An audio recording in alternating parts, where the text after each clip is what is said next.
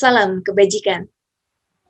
Alhamdulillah pada kesempatan kali ini kita masih dipertemukan, meski dalam tatap maya.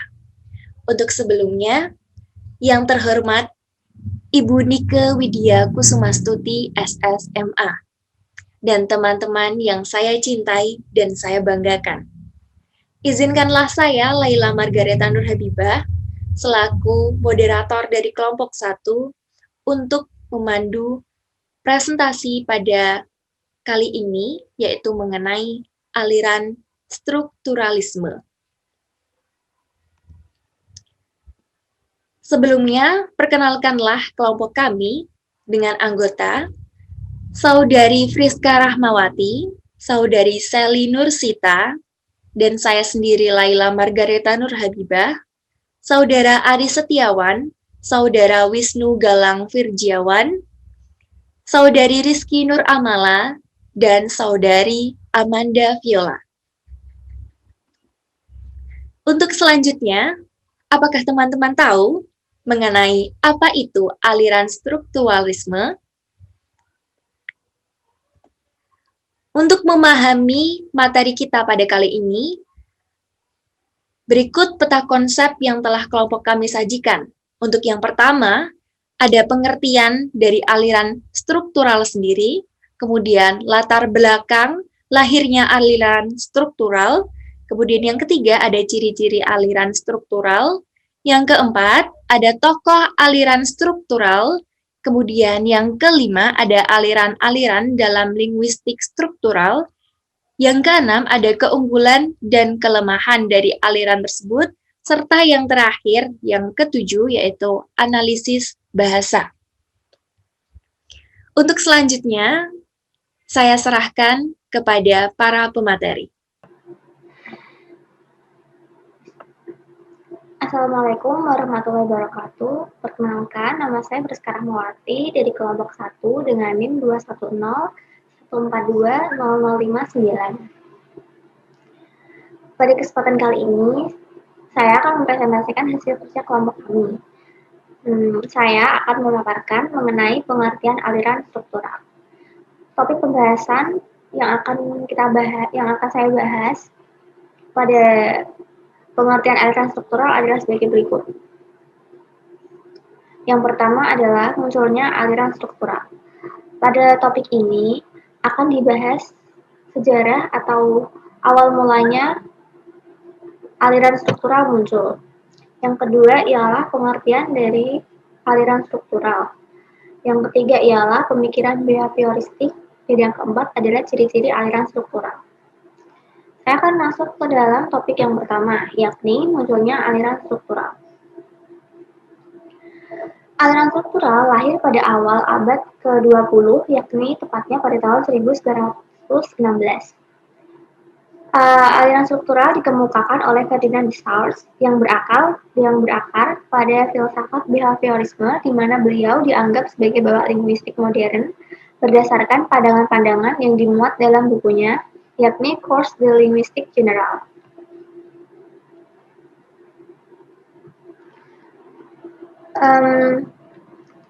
Ferdinand de Saussure mengemukakan suatu pandangannya berakar pada filsafat behaviorisme dalam mengkaji bahasa berdasarkan ciri atau sifat khas bahasa tersebut. Topik yang kedua ialah pengertian. Pengertian dari aliran struktural. Linguistik struktural ialah aliran yang berusaha mendeskripsikan suatu bahasa berdasarkan ciri atau sifat khas yang dimiliki oleh bahasa tersebut. Hal ini dikemukakan oleh Abdul Chair pada tahun 2007. Aliran strukturalisme terkenal dengan prosedur analisis berdasarkan ciri-ciri formalnya atau berdasarkan formalitas dari bahasa. Aliran linguistik struktural juga merupakan tantangan linguistik tradisional yang berpegang pada filsafat serta logika.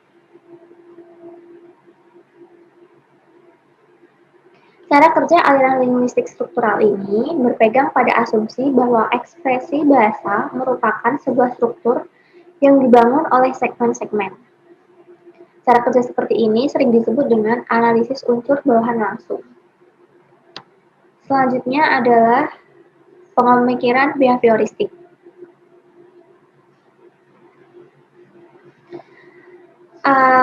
Pada pemikiran behavioristik, aliran struktural merupakan sebutan yang diberikan pada paham bahasa yang berlandaskan pada pemikiran behavioristik. Yang mana pada teori ini, salah satu pendekatan untuk memahami perilaku dari masing-masing individu. Sehingga dengan didasari dengan paham behavioristik ini, hakikat bahasa itu dipandang dari perwujudan lahiriahnya.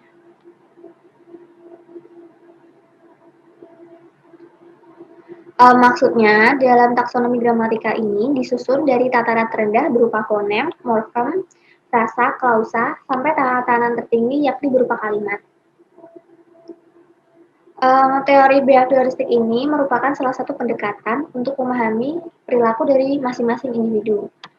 Paham behavioristik ini memandang individu hanya dari sisi fenomena jasmaniahnya, yang mana mengabaikan aspek-aspek mentalnya. Dengan kata lain, paham ini tidak mengakui adanya kecerdasan, bakat, minat, dan perasaan individu dalam suatu kegiatan belajar.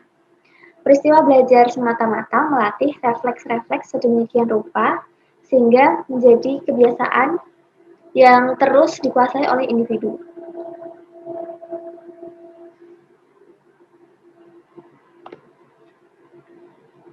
Topik yang selanjutnya ialah ciri-ciri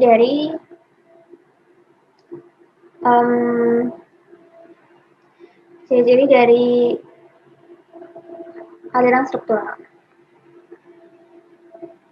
Ciri-ciri dari aliran struktural ini adalah yang pertama berlandaskan paham behavioristik yang sudah saya bahas pada topik sebelumnya. Namun saya akan kembali jelaskan di mana pada landasan paham behaviorisme ini berbahasa merupakan proses rangsang tanggap atau stimulus respons. Yang kedua ialah berpegang pada filsafat dan logika.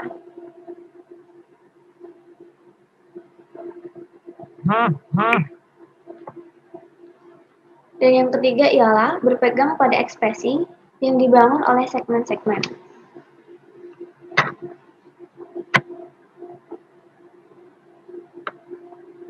Yang keempat, mendeskripsikan suatu bahasa berdasarkan ciri atau sifat khasnya.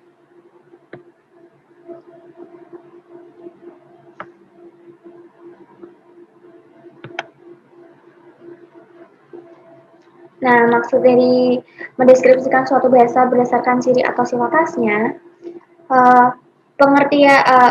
ini bisa dikaitkan kembali dengan pengertian dari aliran strukturalisme tersebut, yang mana aliran struktural merupakan salah satu aliran linguistik yang mendeskripsikan suatu bahasa berdasarkan ciri atau sifat khas dari bahasa itu sendiri. Nah, hal itu juga menjadi kesimpulan dari topik yang saya bahas kali ini, yakni mengenai pengertian dari aliran struktural. Sekian dari saya. Maaf bila ada kesalahan. Terima kasih. Selanjutnya topik selanjutnya akan dilanjutkan oleh teman saya. Terima kasih. Baik, Assalamualaikum warahmatullahi wabarakatuh. Perkenalkan, nama saya Selin Nursita dengan NIM 21014200061.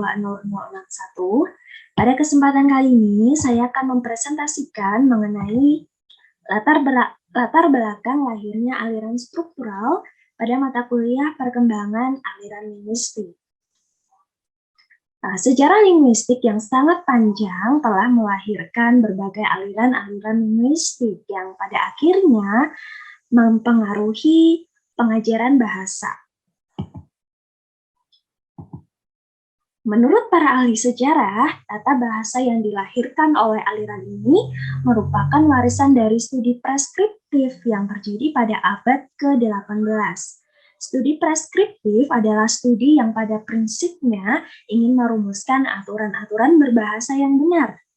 Sejak tahun 1930-an sampai akhir tahun 1950-an, aliran linguistik yang paling berpengaruh adalah aliran struktural.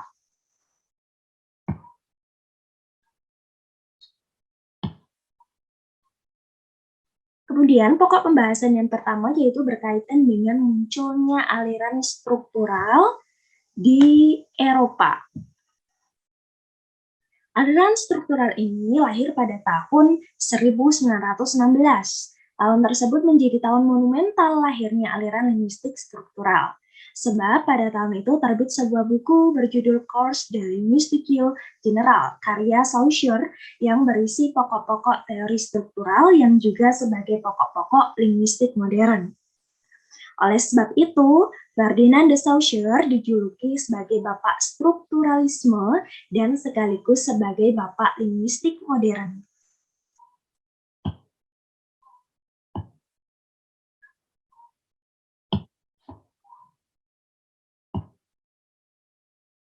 Nah, untuk yang selanjutnya, secara historis, gagasan-gagasan Ferdinand de Saussure dapat dibagi menjadi 3 kelompok, yaitu yang pertama,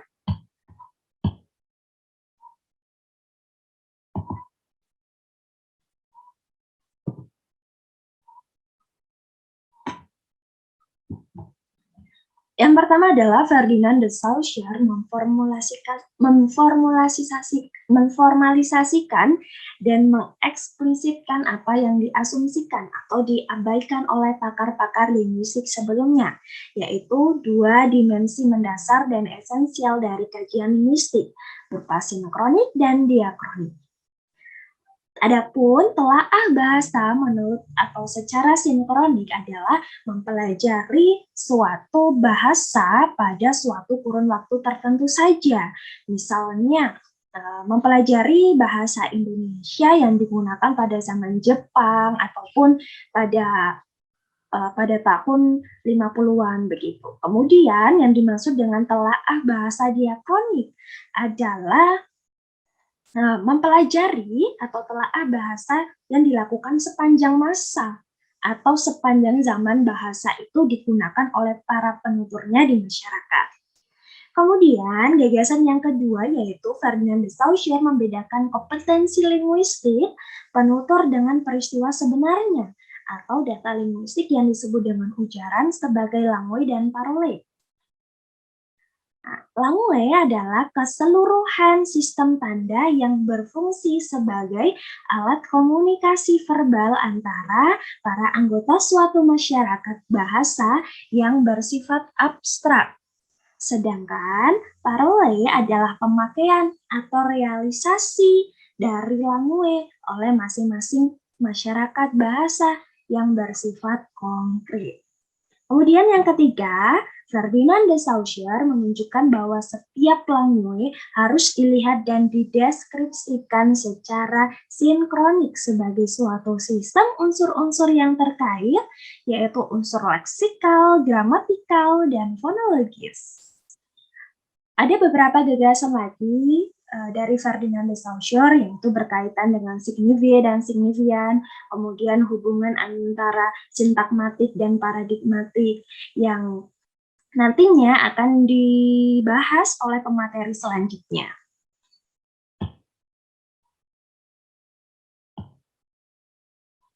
Baik, kita lanjutkan berkaitan dengan linguistik Bloom-White. Yang pertama, tokoh linguistik dari Amerika yang dianggap berperan penting pada era ini adalah Bloom-White, yaitu dengan teorinya berdasarkan psikologi behaviorisme. Nah, Bloom-White berusaha menjadikan linguistik sebagai suatu ilmu yang bersifat empiris, karena bunyi-bunyi ujaran merupakan fenomena yang dapat diamati langsung, maka ujaran mendapatkan perhatian yang istimewa.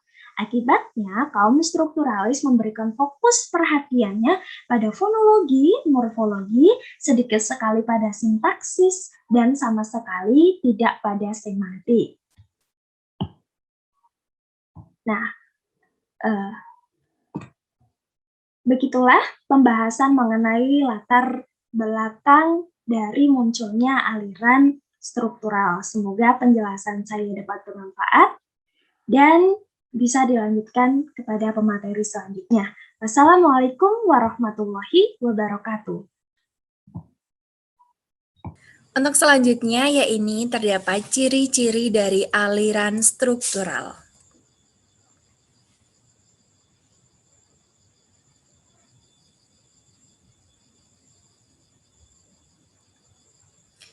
Untuk ciri yang pertama yaitu aliran struktural memiliki ciri berlandaskan pada paham behaviorisme atau proses berbahasa menggunakan proses rangsang dan tanggap atau stimulus response. Yang kedua, bahasa berupa ujaran, yakni bahasa atau kalimat dapat dilisankan, dapat diujarkan, dapat dikatakan. Ciri ini menunjukkan bahwa hanya ujaran saja yang termasuk ke dalam bahasa. Kemudian yang ketiga, bahasa merupakan sistem tanda signify dan signifiant yang arbiter dan konvensional. Signify sendiri adalah unsur bahasa yang berada di balik tanda berupa konsep atau makna. Jadi, signify adalah makna dari suatu ujaran itu sendiri. Sedangkan signifiant adalah bunyi wujud atau bunyi ujar secara fisiknya atau kata tersebut. Kemudian yang selanjutnya, yang keempat, ada bahasa merupakan kebiasaan atau habits. Jadi dalam pengajaran bahasa diterapkan metode drill and practice, di mana kita akan mempelajarinya, berlatih, kemudian mempraktekkan.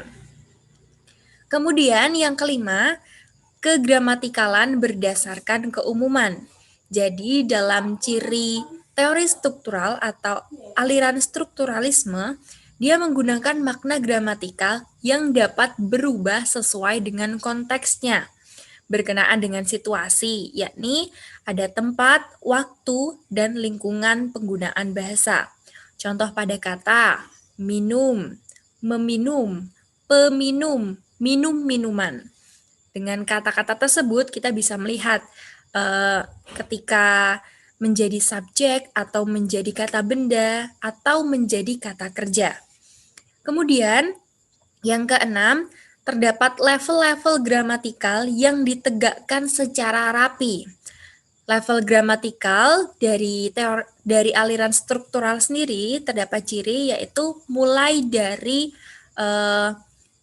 level terendah yakni morfem. Urutannya terdiri dari morfem, kata, frase, klausa, dan kalimat.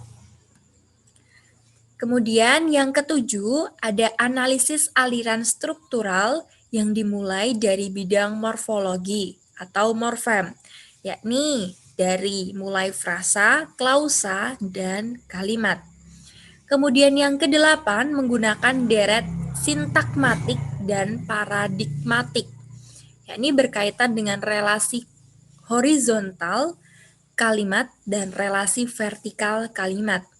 Maksudnya sintakmatik di sini, dia menggunakan pengolak-alikan struktur kalimat dengan bentuk horizontal. Semisal, Ana meminum air atau air diminum Ana, seperti itu.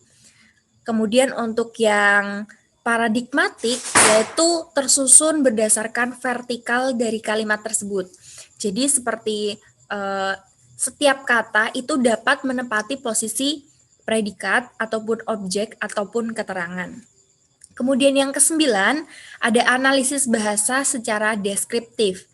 Yang pastinya ketika kita menggunakan aliran struktural, maka ciri yang paling terlihat adalah penggunaan atau penggambaran menggunakan deskriptif atau kata. Kemudian yang ke-10 dan terakhir, yaitu ada analisis struktur bahasa berdasarkan unsur langsung. Unsur langsung merupakan unsur yang secara langsung membentuk struktur tersebut. Assalamualaikum warahmatullahi wabarakatuh. Selamat siang buat kalian semua. Perkenalkan, nama saya Aristiawan dari kelompok 1. Dan pada kesempatan kali ini, saya akan memaparkan sebuah materi mengenai tokoh-tokoh linguistik aliran struktural. Siapa saja tokoh-tokoh aliran struktural? Mari simak ulasan berikut ini.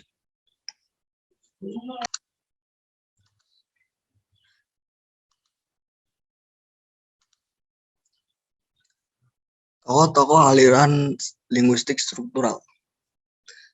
Ada beberapa tokoh aliran linguistik struktural, antara lain 1. Ferdinand de Saussure. Yang kedua ada Louis himself. Yang ketiga ada Kenneth L. Pike. Yang keempat M.A.K. Halliday. Dan yang kelima ada Noam Chomsky.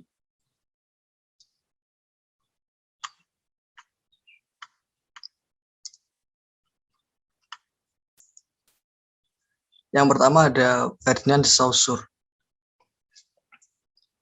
Ferdinand de Saussure merupakan bapak linguistik modern. Ferdinand de Saussure pernah mengarang sebuah buku dengan judul Cours de Linguistique Générale. Ferdinand de Saussure adalah orang yang pertama meletakkan pondasi ilmu bahasa yang kemudian disebut linguistik struktural. Dalam buku yang dikarang Ferdinand de Saussure, ada beberapa hal penting yang dicatat, yaitu 1. Ada bahasa yang ditelaah secara sinkronik dan diakronik. Bahasa dapat ditelaah secara sinkronik. Sinkronik adalah bahasa diteliti berdasarkan kurun waktu penggunaannya pada zaman tertentu. Sedangkan diakronik merupakan penelitian pada sebuah bahasa yang diteliti dari sejarah penggunaannya hingga masa kini. Jadi perbedaannya hanyalah masalah waktu. Yang kedua, Ferdinand de Saussure juga memaparkan tentang perbedaan langue dan parole. Apa itu langue dan parole? Pertama, langue. Langue adalah keseluruhan sistem tanda bersifat abstrak yang digunakan sebagai alat komunikasi verbal antar manusia. Sedangkan parole adalah realisasi dari langue. Keduanya bersifat konkret. Maksud saya parole bersifat konkret karena parole tidak lain merupakan realistis fisik yang berbeda dari satu orang ke orang lain dan bisa diamati. Kemudian pemaparan yang ketiga ada bahasa mengandung signifian dan signifie. Bahasa mengandung sistem tanda linguistik yang bernama signifian dan signifie. Apa itu signifian? Signifian adalah bahasa yang menyatukan atau menghubungkan suatu konsep dengan citra bunyi, yaitu kesan psikologis bunyi yang timbul dalam pikiran manusia. Sedangkan signifie merupakan kesan makna yang merujuk pada objek yang dimaksud.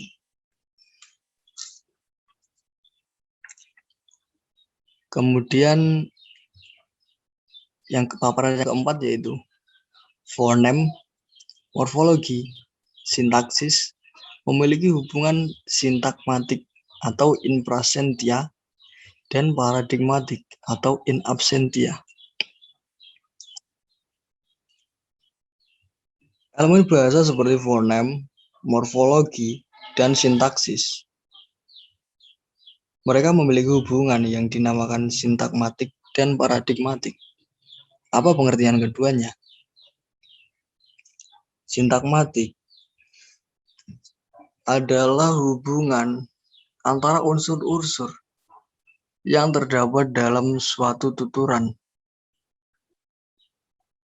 Sintakmatik biasanya disebut juga in prasentia. Dan paradigmatik adalah Hubungan antara unsur-unsur yang terdapat dalam suatu tuturan dengan unsur-unsur yang tidak terdapat dalam tuturan yang bersangkutan. Hubungan paradigmatik biasanya juga disebut dengan istilah in absentia. Kemudian ada tokoh yang kedua. Tokoh aliran linguistik struktural kali ini yaitu Lewis himself. Lewis himself pertama kali mengenalkan sebuah istilah glosematik.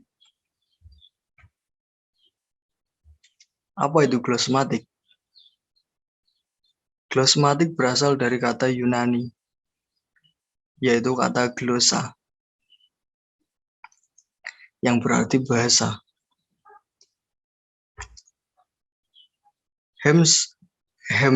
Himself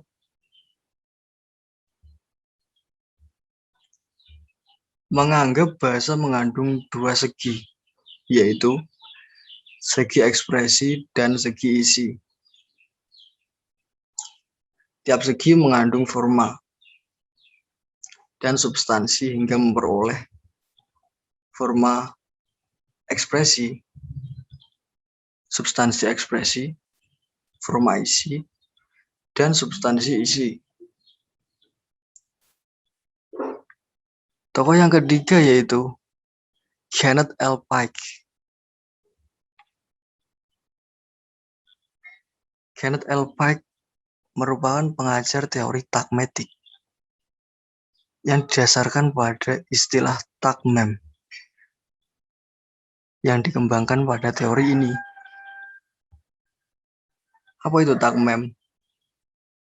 Tagmem merupakan satuan terkecil tata bahasa yang merupakan korelasi antara gatra atau slot dan kelas atau kelas. Apa itu gatra? Gatra adalah posisi fungsional yang diduduki oleh satuan sebagai bagian dari keseluruhan yang lebih besar. Sedangkan kelas merupakan seperangkat butir yang dapat mengisi gatra itu.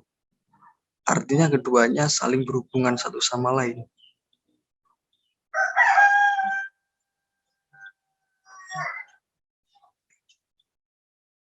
Dalam teorinya, Kenneth L. Pike, dia juga memaparkan alat-alat konseptual, antara lain perspektif, satuan, hierarki, dan konteks.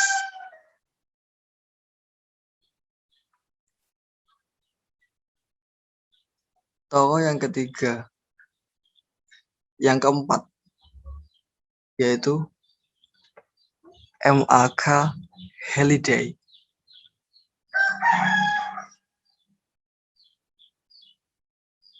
Teori yang dipaparkan oleh Halliday dikenal dengan nama teori neo-Wirthian linguistik atau biasa juga disebut dengan sistemik linguistik.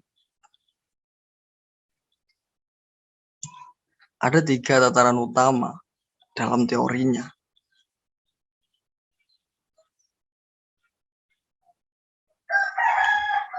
Yang pertama adalah substansi.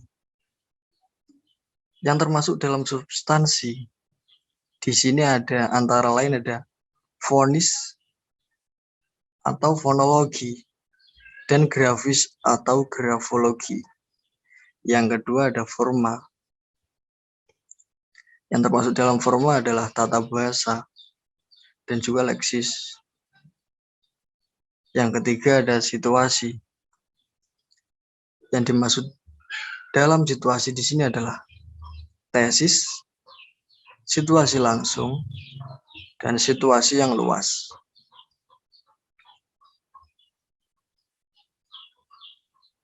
Teori Halliday atau sistemik linguistik biasanya memandang bahasa sebagai bentuk pelaksana.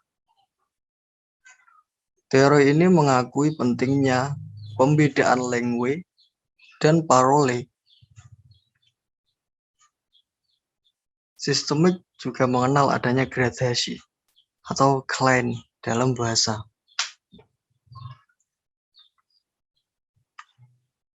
Selanjutnya tokoh yang terakhir atau yang kelima yaitu Noam Chomsky. Noam Chomsky memperkenalkan tata bahasa transformasi atau generatif yang dapat menjelaskan struktur bahasa secara eksplisit dan teliti melalui kaidah tulis kembali atau rewrite rules. Pembedaan konsep gramatikal atau grammaticalness dan kebermaknaan atau meaningfulness. Contohnya yaitu colorless green ideas slip freely. Kalimat itu adalah kalimat yang gramatikal, tetapi tidak bermakna. Selanjutnya, Noam Chomsky juga memperkenalkan konsep struktur lahir dan struktur batin.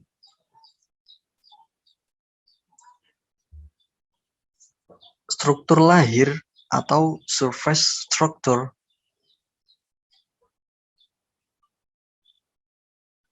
sebuah kalimat yang merupakan hasil transformasi dari struktur batinnya. Struktur lahir yang sama belum tentu mengandung struktur batin yang sama pula.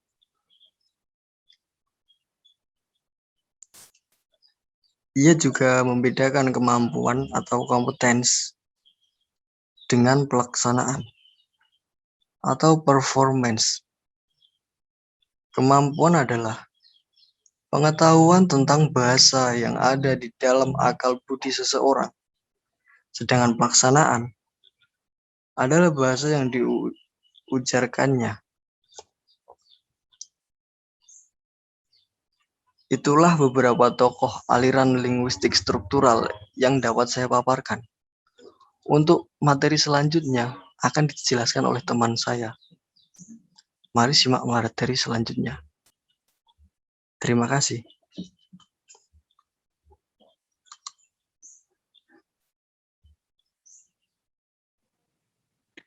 Assalamualaikum warahmatullahi wabarakatuh. Halo semuanya, perkenalkan nama saya Wisnu Galang Virgiawan dengan NIM 21014200072. Saya mahasiswa dari Prodi Pendidikan Bahasa Sastra Indonesia dan Daerah Rombol 3, kelompok 1, ingin melanjutkan paparan dari hasil kerja kelompok kami. Di sini saya akan membahas mengenai aliran-aliran dalam linguistik struktural.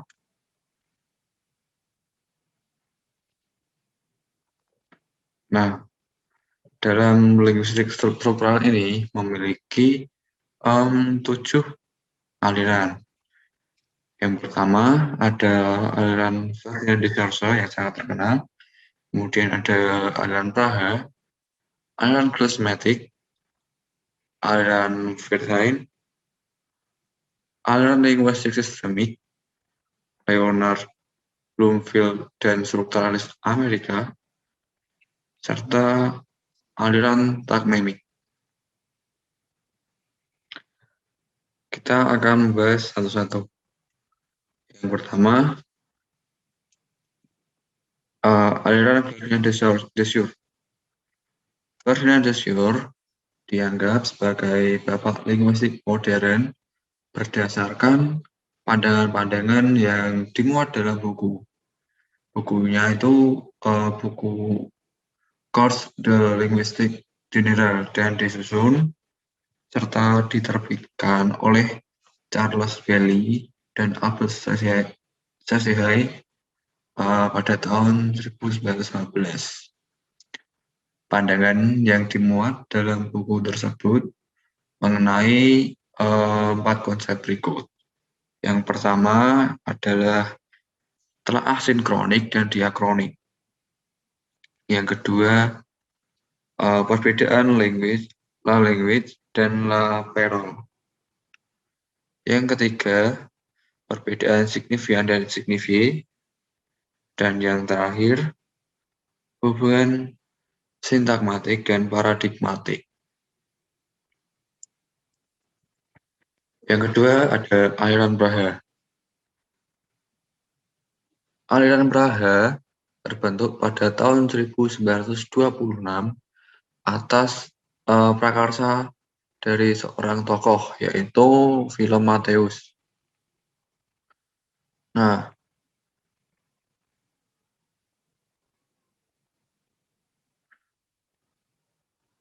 Philomatheus merupakan guru besar pada Universitas Caroline yang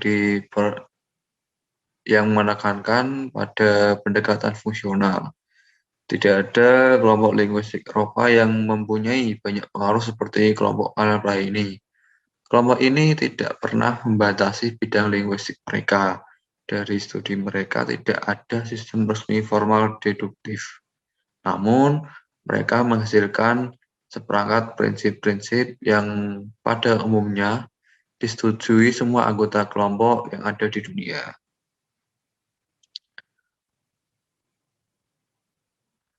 Aliran Braha ini memiliki ciri khas yaitu oleh titik berat telaahan pada fungsi-fungsi bahasa, baik fungsi bahasa dalam masyarakat, fungsi bahasa dalam kesusastraan, dan problem-problem aspek-aspek dan tingkatan-tingkatan bahasa ditinjau dari sudut pandang fungsi bahasanya. Dalam garis besarnya, bidang garapan kelompok ini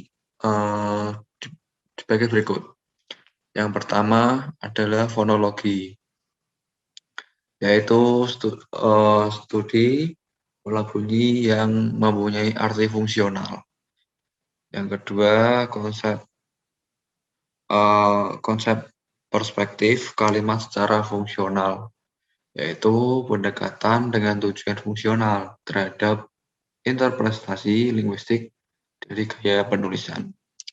Yang ketiga, ada studi fungsi estetik bahasa dan peranannya dalam kesusastraan. Yang keempat, studi fungsi bahasa baku dalam masyarakat modern. Selanjutnya, ada aliran glusemik. Aliran ini lahir di Denmark. Aliran ini dikembangkan oleh Louis Hemslev yang meneruskan ajaran Ferdinand de Saussure. Namanya menjadi terkenal karena usahanya untuk membuat ilmu bahasa menjadi ilmu yang berdiri sendiri, bebas dari ilmu lain, dengan peralatan, metodologis, dan terminologi sendiri. Analisis bahasa dimulai dari wacana, kemudian ujaran dianalisis atas konstituen-konstituen yang mempunyai hubungan paradigmatik. Menurutnya, suatu teori bahasa itu harus tepat. Maksudnya, harus memenuhi syarat untuk diterapkan pada data empiris tertentu, yaitu bahasa. Sedangkan teori itu agar dapat dipakai secara empiris haruslah konsisten, tuntas, dan sederhana. Menurut beliau, yang sejalan dengan pendapat de Saussure, menganggap bahwa bahasa itu mengandung dua segi, yaitu segi ekspresi dan segi sisi.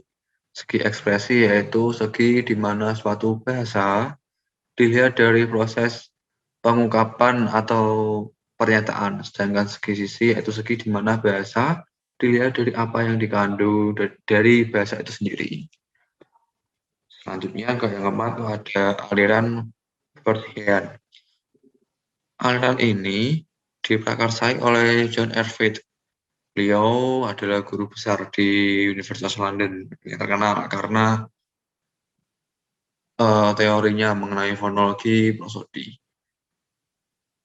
Fonologi prosodi adalah satu cara untuk menentukan arti pada tataran fonetis. Nah, ada 3 macam pokok prosodi, yaitu gabungan fonem. Gabungan fonem, misalnya struktur kata, struktur suku kata, gabungan vokal, gabungan konsonan. Yang kedua, terbentuk oleh jeda. Prosodi yang terbentuk oleh jeda. Yang ketiga, prosodi yang realisasinya melampaui satuan yang lebih besar daripada fonem-fonem suprasegmental. Selanjutnya, ada aliran linguistik sistemik. Nah, aliran ini diperkenalkan oleh seorang murid Wirth yang mengembangkan teori Wirth mengenai bahasa, khususnya yang berkenaan dengan segi masyarakat bahasa, yaitu MAK Holiday maksud saya. Sebagai penerus Wirth dan berdasarkan karangannya Categories of Theory of Grammar, maka teori yang dikembangkan oleh Holiday dikenal dengan nama Neo-Wirthian linguistik atau skala dan kategori linguistik. Namun ada nama baru, yaitu systemic linguistik atau linguistik sistemik. Selanjutnya ada Leonard Bloomfield dan strukturalis Amerika. Nama Leonard Bloomfield sangat terkenal karena bukunya yang berjudul Language, terbit pertama tahun 1933 dan selalu dikaitkan dengan aliran struktural Amerika. Namun, strukturalisme lebih dikenal dan menyatu kepada nama aliran linguistik yang dikembangkan oleh Bloomfield dan kawan-kawannya di Amerika. Aliran tersebut berkembang sangat pesat di Amerika pada tahun 30-an sampai akhir tahun 50-an. Yang terakhir ada aliran memik. Aliran memik ini dipelopori oleh Granit L. Pike, seorang tokoh linguistik yang mewarisi pandangan-pandangan Bloomfield. Sehingga aliran ini juga bersifat strukturalis. Menurut aliran ini, satuan dasar dari sintaksis adalah tagmam. Kata ini berasal dari bahasa Yunani yang berarti susunan. Tagmen merupakan korelasi atau gabungan dibalik-balik antara fungsi gramatikal atau slot dengan sekelompok bentuk-bentuk kata yang dapat saling dipertukarkan untuk mengisi slot tersebut. Nah, sekian paparan materi dari saya. Akan dilanjutkan kembali oleh teman saya. Assalamualaikum warahmatullahi wabarakatuh. Bahasan selanjutnya adalah mengenai keunggulan dan juga kekurangan yang ada dalam aliran struktural Ferdinand de Saussure. Namun sebelum kita membahas mengenai keunggulan dan kekurangan aliran struktural Ferdinand de Saussure ini secara lebih umum, sebelumnya kita akan membandingkan antara aliran struktural Ferdinand de Saussure ini dengan aliran-aliran yang ada di dalamnya.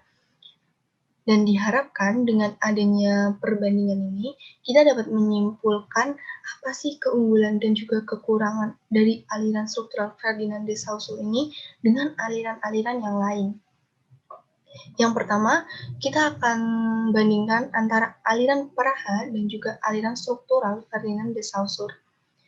Aliran Praha ini merupakan aliran yang menerapkan teori Ferdinand de Saussure kepada penjabaran konsep fonem. bunyi-bunyi bahasa dalam aliran Praha ini tergolong ke dalam parole atau yang biasa kita pahami dengan konsepsi kongret yang menjadi tindak tutur dalam masyarakat. Sedangkan fonem dalam aliran Praha tergolong ke dalam langue atau yang biasa kita pahami dengan konsepsi abstrak yang ada dalam akal budi manusia yang akhirnya dapat membentuk sebuah parole. Antara aliran Praha dan aliran struktural Ferdinand de Saussure ini, keduanya sama-sama memiliki persamaan, yaitu keduanya sama-sama berhubungan dengan fonetik dan fonologi. Yang membedakannya adalah aliran struktural Ferdinand de Saussure ini, dia bahasanya itu lebih kompleks, tidak hanya pada fonologi, tetapi pada morfologi dan juga sintaksis. Lalu selanjutnya, kita akan bandingkan dengan aliran glosematika. Aliran glosematika ini merupakan penekanan dari teori Ferdinand de Saussure. Persamaannya adalah keduanya itu sama-sama mengakui adanya hubungan sintakmatik dan hubungan paradigmatik. Dan aliran glosematika ini merupakan aliran yang terkenal dengan kajian yang ingin menjadikan ilmu bahasa itu sebagai ilmu bahasa yang berdiri sendiri, artinya terbebas dari ilmu lain, baik dari segi peralatan, metodologi, dan terminologi. Lalu, selanjutnya kita akan bandingkan dengan aliran prosodi atau aliran fitiran.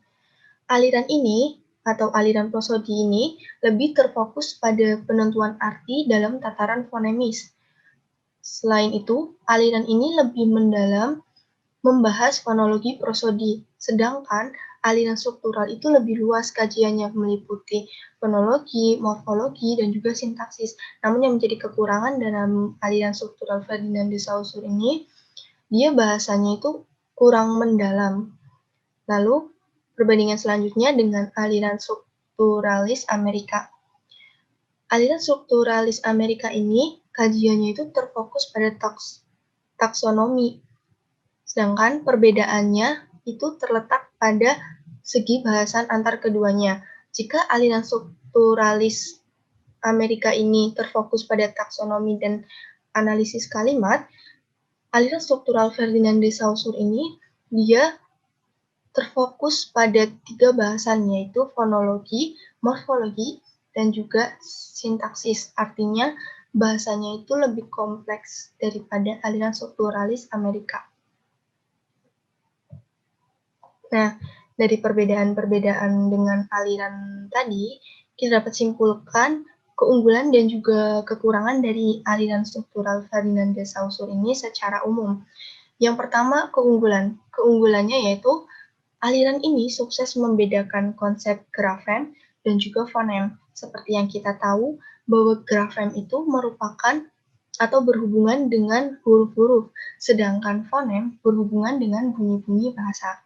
Yang kedua ada metode drill dan practice yang membentuk keterampilan berbahasa berdasarkan kebiasaan. Metode drill practice ini merupakan metode latih dan juga penerapan. Dengan adanya metode latih dan juga penerapan, manusia itu dapat membentuk suatu keterampilan berbahasa dalam diri mereka. Lalu yang ketiga ada kriteria kegramatikalannya itu berdasarkan keumuman, sehingga mudah diterima oleh masyarakat awam. Lalu level kegramatikalan mulai rapi dari morfem, kata, frase, klausa, dan kalimat. Artinya ini tersusun dari yang paling kecil ke yang paling besar. Lalu selanjutnya aliran struktural Ferdinand de Saussure ini berpijak pada fakta dan tidak mereka-reka data. Artinya bahasanya itu sesuai dengan fakta yang ada, bukan memanipulasi atau mereka-reka data yang seharusnya tidak ada menjadi ada. Lalu kelemahan dari aliran struktural Ferdinand de Saussure ini, bidang morfologi dan sintaksis dalam aliran struktural Ferdinand de Saussure ini dipisahkan secara tegas. Seperti yang kita tahu, morfologi itu berbeda dengan sintaksis. Kalau morfologi kita belajar atau memahami tentang pembentukan sebuah kata, sedangkan sintaksis itu kita memahami tentang tata bahasa yang ada dalam kalimat yang nantinya akan membentuk sebuah wacana. Lalu, metode drill dan practice ini itu sangat memerlukan ketekunan, kesabaran, dan sangat menjemukan. Lalu yang ketiga, proses berbahasa merupakan proses rangsang tanggap, berlangsung secara fisik dan mekanis, padahal manusia itu bukan mesin. Lalu, kegramatikalan berdasarkan kriteria keumuman atau berdasarkan apa yang berkembang pada masyarakat itu. Jadi suatu kaidah yang salah, suatu kaidah kata yang salah itu bisa dianggap benar jika masyarakat itu menganggapnya umum atau sudah menjadi kebiasaan sehari-hari dalam masyarakat. Lalu faktor historis sama sekali tidak diperhitungkan dalam analisis bahasa. Dan yang terakhir, objek kajiannya itu terbatas sampai level kalimat, tidak menyentuh aspek komunikatif. Assalamualaikum, selamat siang Ibu Nika dan teman-teman. Saya Amanda Viola akan menjelaskan materi aliran struktural khususnya pada submateri analisis bahasa. Sebelumnya, pengertian aliran struktural telah disampaikan oleh rekan-rekan saya sebelumnya. Analisis bahasa linguistik struktural berusaha mendeskripsikan suatu bahasa berdasarkan ciri atau sifat khas yang dimiliki bahasa itu. Hal ini merupakan akibat dari konsep-konsep atau pandangan-pandangan baru terhadap bahasa dan studi bahasa yang dikemukakan oleh Bapak Linguistik Modern yaitu Ferdinand de Saussure. Ferdinand de Saussure memperkenalkan telah asinkronik dan diakronik. Telah asinkronik mempelajari bahasa pada suatu kurun waktu tertentu saja. Contohnya, mempelajari bahasa Indonesia yang digunakan pada zaman Jepang. Sementara telah diakronik adalah telaah bahasa sepanjang masa atau sepanjang zaman digunakan oleh penuturnya. Jadi, kalau mempelajari bahasa Indonesia secara diakronik, artinya menelaah bahasa Indonesia dimulai dari sejak zaman Sriwijaya sampai sekarang. Perbedaan lengwi dan parole. Lengwi adalah keseluruhan sistem tanda yang berfungsi sebagai alat komunikasi verbal antara anggota satu dengan anggota bahasa lain. Sifatnya abstrak. Sementara la parole adalah pemakaian atau relasi lengwi oleh masing-masing anggota masyarakat bahasa. Sifatnya konkret karena parole tidak lain dari realitas bisnis yang berbeda dari orang yang satu dengan orang yang lain. Jadi dalam hal ini yang menjadi objek telaah linguistik adalah lengwi yang dilakukan melalui parole. Karena parole itu merupakan wujud bahasa yang konkret. Perbedaan signifian dan signify. Signifian adalah citra bunyi atau kesan psikologis bunyi yang timbul dalam pikiran kita. Signify adalah pengertian atau kesan makna yang ada di dalam pikiran kita. Jadi, signify itu adalah maknanya, sedangkan signifian itu adalah bunyi bahasanya dalam bentuk urutan fonem-fonem tertentu. Hubungan sintakmatik dan paradigmatik. Hubungan sintakmatik adalah hubungan unsur-unsur yang terdapat dalam suatu tuturan yang tersusun secara berurutan dan bersifat linear. Hubungan sintakmatik ini terdapat dalam tataran fonologi, morfologi, maupun sintaksis. Pada tataran fonologi, tampak pada urutan fonem-fonem pada sebuah kata yang tidak dapat diubah tanpa merusak makna itu. Apabila kata itu diubah urutan fonem-fonemnya, maka akan berubah pula makna dan bahkan tidak bermakna sama sekali. Contohnya, kata kita bisa menjadi kata kati, kait, ikat. Pada tuturan morfologi, tampak urutan morfem-morfem pada suatu kata yang juga tidak dapat diubah tanpa merusak makna dari kata tersebut. Ada kemungkinan maknanya berubah, tetapi mungkin pula tidak bermakna sama sekali. Kata segitiga pada kata tiga segi. Kata barangkali tidak sama dengan kata Kalibarang. Pada tataran sintaksis, tampak pada urutan kata-kata yang mungkin dapat diubah, tetapi mungkin juga tidak dapat diubah, tanpa mengubah maknanya kalimat tersebut atau menyebabkan tidak bermakna sama sekali. Contohnya, urutan katanya bisa diubah tanpa mengubah makna kalimat. Hari ini, barangkali dia sakit hari ini. Urutan katanya diubah menyebabkan makna kalimatnya juga berubah. Nita melihat Dika, Dika melihat Nita. Hubungan paradigmatik adalah hubungan antara unsur-unsur yang terdapat dalam suatu tuturan dengan unsur-unsur sejenisnya yang tidak terdapat dalam tuturan yang bersangkutan. Hubungan paradigmatik dapat dilihat dengan cara substitusi baik pada tataran. Tataran sebagai berikut ini. Fonologi. Contohnya, hubungan antara bunyi R, K, B, M, dan D yang terdapat pada kata-kata rata, kata, bata, dan data, juga mata, dalam morfologi. Contoh hubungan antara prefiks me, di, pe, dan te yang terdapat pada kata-kata merawat, dirawat, perawat, dan terawat. Contoh pada sintaksis. Contohnya hubungan antara kata-kata yang menduduki fungsi subjek, predikat, objek. Yang kedua, aliran praha. Struktur formal menyangkut unsur-unsur gramatikal kalimat tersebut, yaitu subjek dan predikat gramatikalnya. Melirik kakek. Nenek adalah subjek gramatikal, sedangkan kakek adalah gramatikalnya. Struktur informasi menyangkut situasi faktual pada waktu kalimat itu dihasilkan. Struktur informasi menyangkut unsur tema dan rema. Tema adalah apa yang dibicarakan, sedangkan rema adalah apa yang dikatakan. This argument I cannot follow. This argument adalah tema psikologis, sedangkan I adalah rema atau objek psikologisnya. Di sini saya akan menambahkan karakteristik aliran struktural dan analisis bahasa dalam linguistik.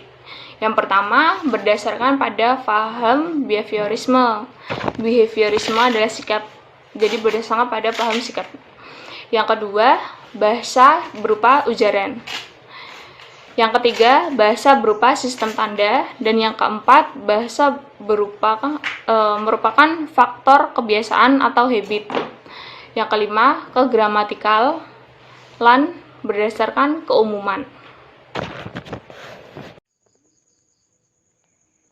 Terima kasih kepada para pemateri yang telah menyampaikan materinya dengan sangat baik. Kemudian saya akan menyampaikan kesimpulan. Dapat kami tarik kesimpulan bahwa aliran struktural yang dipelopori oleh beberapa ahli membawa kajian baru bagi ilmu kebahasaan di zamannya untuk mempermudah mengidentifikasi suatu bahasa. Melalui berbagai teori dan patokan tertentu, bahasa dapat diteliti dengan lebih mudah menggunakan aliran ini. Aliran struktural mampu membuktikan bahwa setiap bahasa punya kekhasannya sendiri, sehingga perlu dibedakan dan diketahui hal tersebut. Maka setiap bahasa pun memiliki identitasnya sendiri dan bisa dipelajari dengan lebih mudah serta spesifik. Oleh karena itu, mempelajari aliran struktural sangat membantu dalam meneliti suatu bahasa. Karena aliran ini cukup mudah dipahami dan bersifat empiris, sehingga bisa disesuaikan dengan sifat bahasa yang ada. Sekian presentasi dari kelompok 1. Apabila ada kurang dan lebihnya, kami mohon maaf. Wabillahi taufiq wal hidayah. Wassalamualaikum warahmatullahi wabarakatuh.